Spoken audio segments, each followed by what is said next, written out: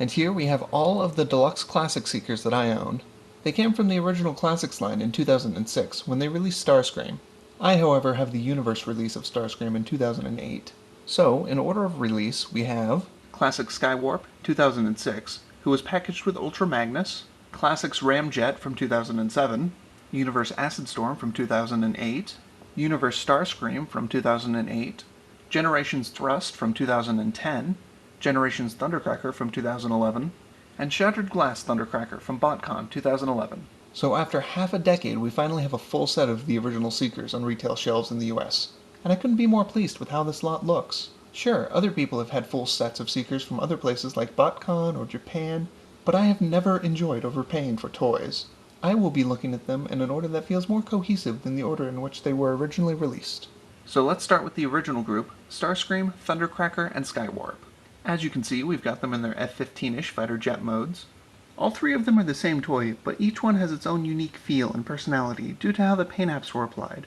I love how all three have different lines, and it's not just a simple color swap. Individually and as a group, they look the part. And the only complaint I really have is that they all have different Decepticon symbols. Starscream's point back, Thundercracker's point forward, and poor Skywarp just has a rub sign on his wing. You could also argue that it helps to break them up differently and help identify them, but at some point I plan on getting some repro labels, and at least fixing Skywarp with some appropriate faction symbols. As you can see, from most angles, this toy is pretty killer, but on the bottom you can just blatantly see robot chest. And I'm really not a fan of the nipple landing gear. I really wish they had one that folded down on the nose cone. I also wish it was a size class bigger, but that's just because I like big toys. I'm sure most people are quite happy with it being a deluxe. Overall, those are minor quibbles that can easily be overlooked. This is a great mold that really captures the feel of the Seekers. So let's stop talking about how good the alternate mode is, and start talking about how great the bot mode is. So here we can see bot mode is quite faithful to what we all know and love a Seeker to be. Again, they have differences in paint to show that they each have their own personality, but at the same time you can see how they would work as a team. And just as in alt mode, they look great as a group or nice as a standalone. Unfortunately, there are a few complaints about this mold. First off, a few versions of this mold suffer from mold reuse. My Starscream, for example, has a few floppy bits. Most don't seem to have this issue, and if you take a little time, you can repair any issues you find, but it's worth pointing out. Secondly, the arm cannons are just too big, but they do have a firing missile gimmick. Pew! Personally, I wish they didn't. I'm terrified of losing a projectile. And they just don't look as good without the missile there. Another problem is arm posability. Between the wings and the large cannons, there's just not a lot you can do with them. Of course, you could always leave the cannons off, or you could just have them hold them in their hands, but who would do that? Speaking of posability, the head can turn left and right, 2-axis shoulder, 90-degree elbow, the wrist can go in, ball joint hip, bend at the knee, 360 below the knee, toe pivot. And the wings will also bend back to allow for a little additional arm posing. So it's got most of the movement you want, but it leaves a little to be desired. But even with those issues, I think Hasbro hit the ball out of the park with this design. These are the Seekers that I've always wanted, and I'm glad to finally have them. The next set I'll look at will be the Coneheads, Dirge, Thrust, and Ramjet. These no longer rely on just paint apps to show the individual attitudes of these characters, though the paint schemes do a good job of it. They now have individual shapes, and even equipment.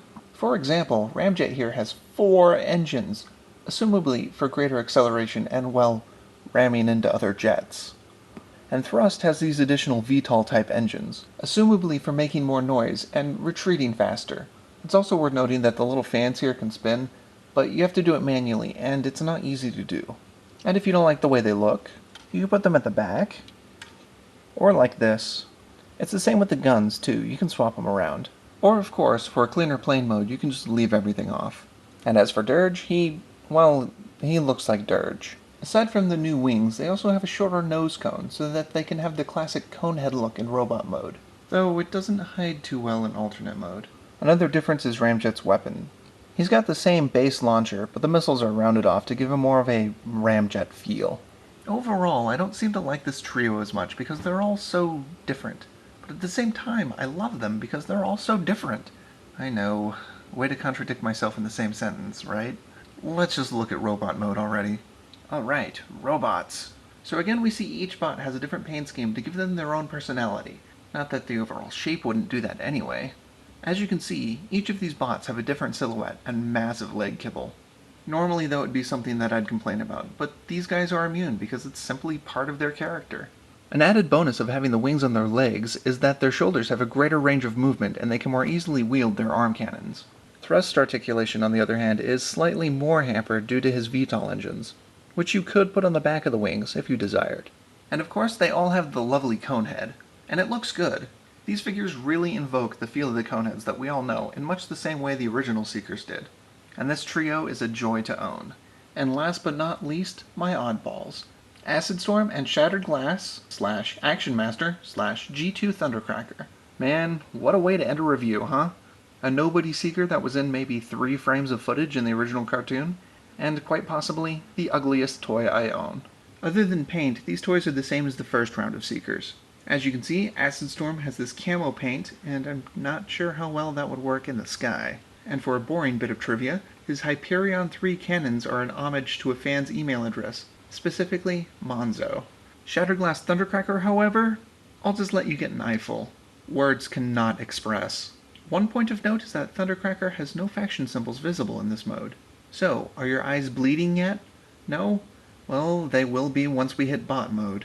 So I would talk about how Acid Storm's new colors work so well for him, but I bet you're not even paying attention to what I'm saying anymore. You're just staring at that train wreck of a bot to the right, aren't you? So yes, he is quite hideous, and I am in love with the random gold on his head and nipples. You also now get to see his faction symbol, the Shattered Glass Decepticon symbol on his left arm. There really isn't anything left to say, is there? As they say, a picture is worth 1,000 words, and with Thundercracker here, I think they were rounding down. So I guess I should wrap this up with my final thoughts. So yes, I own 8 versions of the same toy. Do I think it's too much? No, not at all. There are still versions of this toy that I want, and you should all track down the first 6 that I went over. All of them are fun toys and great representations of the Seekers we all know and love. Having a lot of them also helps even out the Decepticons Classic shelf, seeing as how the Decepticons don't seem to get as much love as they should. There is no reason you should pass on any of these guys if you get the chance to own them. Well, thanks as always for watching. I always have a lot of fun doing these reviews when I'm not being lazy about it, and I think you might want to stay tuned for the next review I have planned.